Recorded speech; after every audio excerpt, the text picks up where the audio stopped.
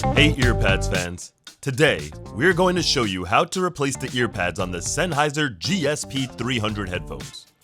Insert your finger inside the ear cup and gently pull the stock pads off the headphone.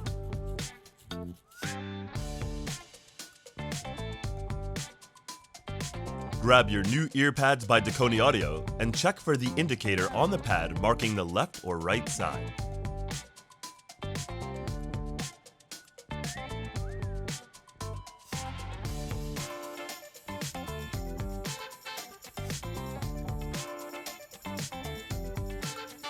Align the earpad with its corresponding side and stretch it over the mounting ring.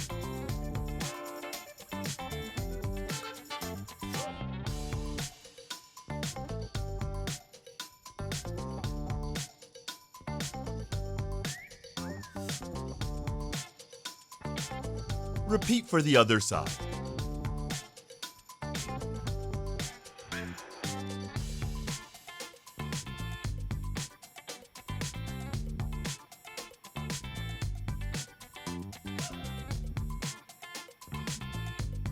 Now you're ready to enjoy your new Earpadz by Dekoni Audio. Thanks for watching.